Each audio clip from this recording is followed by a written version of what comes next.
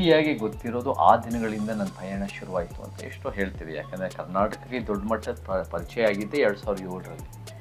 ಆದರೆ ನಾನು ಅಷ್ಟೊತ್ತಿಗೆ ಒಂದು 23-24 ವರ್ಷದ ಯುವಕ. ಅದಕ್ಕಿಂತ ಮುಂಚೆ 1.5 ವರ್ಷ 2 ವರ್ಷದ ಮುಂಚೆ ನಾನು ಕರ್ನಾಟಕಕ್ಕೆ ಬಂದಿದ್ದೆ. ನಾನು ಬಂದಿದ್ದ ಉದ್ದೇಶನೇ ಸೇವೆ ಮಾಡೋಕ್ಕೆ ಬಂದಿದ್ದೆ, ರಂಗಭೂಮಿ ಮುಖಾಂತರ ಸೇವೆ.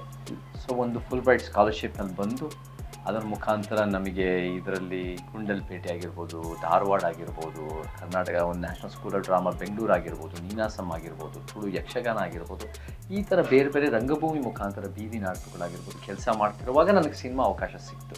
ಸೊ ನಿಜ ಹೇಳಬೇಕು ಅಂದರೆ ಈ ದಿನದ ಚೇತನ್ನು ಸಿನಿಮಾಗಿಂತ ಮುಂಚೆ ಬಂದಿದ್ದ ಸಿನಿಮಾ ಚೇತನಿಂದ ಒಂದು ಮುಂದುವರಿಯದ ಪಯಣ ಹೊರತು ಅದೇನು ಒಂದು ದಿಕ್ಕು ತಪ್ಪಿಸಿರೋದಲ್ಲ. ಸಿನಿಮಾನೇ ಒಂದು ಸ್ವಲ್ಪ ವರ್ಷ ದಿಕ್ಕು ಈ ಕಡೆ ಹೋಯ್ತು. ಏನು ಇವತ್ತಿನ ಸಿದ್ಧಾಂತ ಏನು? ಸಿದ್ಧಾಂತ ಏನಂದರೆ ಒಂದು ಸಮಾಜ, ಒಂದು ಉತ್ತಮ ಸಮಾಜ ಅಂದರೆ ಒಂದು ಸಮಾನತೆಯ ಸಮಾಜ. ನಮಗೆ ಇವತ್ತು ನಾವೆಲ್ಲರೂ ಕೂಡ ಒಂದು ಉತ್ತಮ ಸಮಾಜಕ್ಕೋಸ್ಕರ ನಾವೆಲ್ಲ ನಮ್ಮ ರೀತಿಯಿಂದ ಶ್ರಮಿಸ್ತಾ ಇದ್ವಿ. ಅನೇಕರು ಶ್ರಮಿಸ್ತಾ ಇದ್ದಾರೆ. ಸಮಾಜಕ್ಕೆ ಹೇಗೆ ನಾವು ಹೋರಾಟದ ಮುಖಾಂತರ, ಜಾಗೃತಿ ಮುಖಾಂತರ, ಸೇವೆ ಮುಖಾಂತರ ನಾವು ಹೆಂಗೆ ಒಂದು ಸಂವಿಧಾನದಡಿಯ ಸಮಾಜ, ಒಂದು ಉತ್ತಮವಾದ ಭಾರತ, ಒಂದು ಬಲಿಷ್ಠವಾದ ಕರ್ನಾಟಕ, ಒಂದು ಗಟ್ಟಿಯಾದ ಕರ್ನಾಟಕ ಅಂತ ನಾವು ಯೋಚನೆ ಮಾಡ್ತೀವಿ.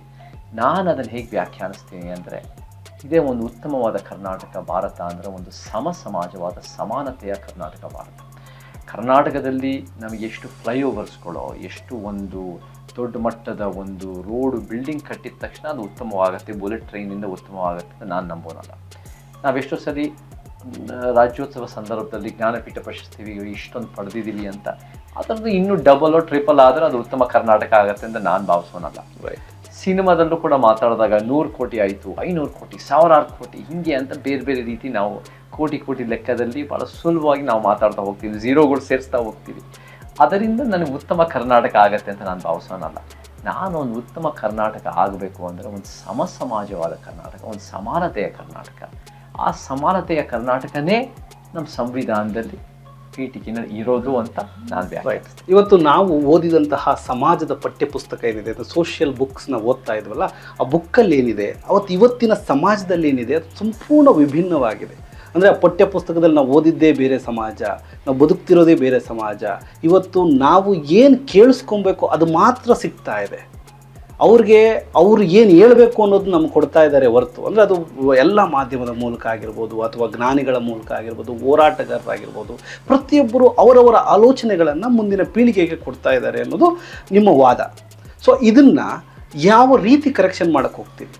ನಮಗೆ ಪಠ್ಯ ಪುಸ್ತಕದಿಂದ ಶಿಕ್ಷಣ ಎಷ್ಟು ಮುಖ್ಯವೋ ಅದಕ್ಕಿಂತ ಅಥವಾ ಅಷ್ಟೇ ಮುಖ್ಯ ಇರೋದು ಚಳುವಳಿಯ ಶಿಕ್ಷಣ.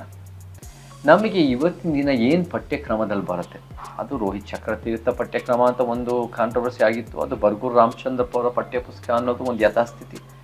ಇವೆಲ್ಲ ಈ ಸರ್ಕಾರಗಳ ಮೂಗ್ ನೇರಕ್ಕೆ ಇವರ ಒಂದು ಸಿದ್ಧಾಂತ ಇರ್ಬೋದು, ಅಥವಾ ಒಂದು ಅರಿವಿನ ಕೊರತೆ ಇರ್ಬೋದು, ಅಥವಾ ಅವ್ರಿಗೇನೇನು ಬೇಕೋ ತಲುಪಿಸ್ಬೇಕೋ ಅನ್ನೋದು ಅದನ್ನು ಜನರ ಮುಂದೆ ಇಡ್ತಾ ಇದ್ದಾರೆ. ನಾವು ಇವತ್ತಿನ ದಿನ ಚಳುವಳಿಯಿಂದ ಪಡೆದು ಒಂದು ಉತ್ತಮ ಸಮಾಜದ ಕನಸು ಪಡೆದು ಒಂದು ನಮಗೆ ಎಷ್ಟೋ ಮುಚ್ಚಾಕಿರೋ ಇತಿಹಾಸಗಳು ನಾವು ತಂದಿಡಬೇಕು.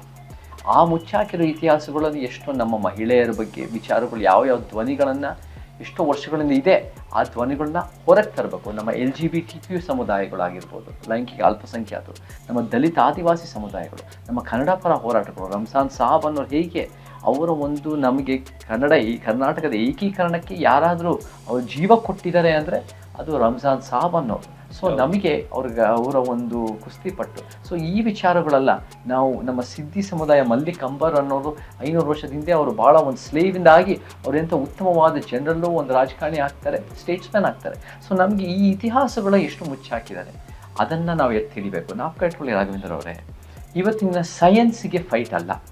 ನೀವೊಂದು ಕೆಮಿಸ್ಟ್ರಿ ಅಂದರೆ ನೀವು ಏನೇ ಇದನ್ನು ಪೀರಿಯಾಡಿಕ್ ಟೇಬಲ್ ಅನ್ನೋದು ಬರುತ್ತೆ, ಬಯಾಲಜಿ ಅಂದರೆ ಬಾಡಿ ಅನಾಟಮಿ, ಇದೆಲ್ಲ ಯಾವ ಪಕ್ಷ ಬಂದರೂ ಅದೇ ಇರುತ್ತೆ. ಅದರಲ್ಲಿ ಮ್ಯಾಥಮೆಟಿಕ್ಸ್ ಅಂತಂದ್ರೆ ಆಲ್ಜಿಬ್ರಾ, ಟ್ರಿಗ್ನಾಮೆಟ್ರಿ, ಕ್ಯಾಲ್ಕ್ಯುಲಸ್ ಅಂತ ಯಾವುದಿದ್ರೂ ಒಂದೇ ಇರುತ್ತೆ.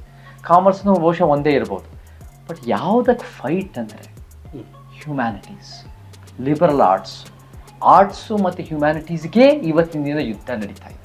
ಯಾಕಂದರೆ ಒಬ್ಬೊಬ್ಬರು ಒಂದೊಂದು ರೀತಿ ಕಿತ್ತಾಡ್ತಾ ಇದ್ದಾರೆ. ನಮ್ಮದು ಜನರ ಇತಿಹಾಸ, ಮುಚ್ಚಾಕಿರೋ ಇತಿಹಾಸ, ಸತ್ಯ ಇತಿಹಾಸಗಳ ಪರವಾಗಿ ನಾವು ಜನರ ಮುಂದೆ ಇಡಬೇಕು. ಅದು ನನ್ನ ಪ್ರಕಾರ ಒಂದು ಪ್ರತಿರೋಧದ ಇತಿಹಾಸ. ಅದು ಯಾವಾಗಿಂದ ಅಸಮಾನತೆ ಇದೆಯೋ ಆವಾಗಿಂದ ಪ್ರತಿರೋಧ ಇದೆ. ಆ ಪ್ರತಿರೋಧ ನಾವು ಜನರ ಮುಂದೆ ಇಟ್ಟು ನಮ್ಮ ಮಕ್ಕಳಿಗೆ, ನಮ್ಮ ಯುವ ಪೀಳಿಗೆಗೆ ಒಂದು ಅರಿವು ಮೂಡಿಸೋದು ನಮ್ಮ ಕೆಲಸ ಆಗಬೇಕು. ಬ್ಯೂಟಿಫುಲ್.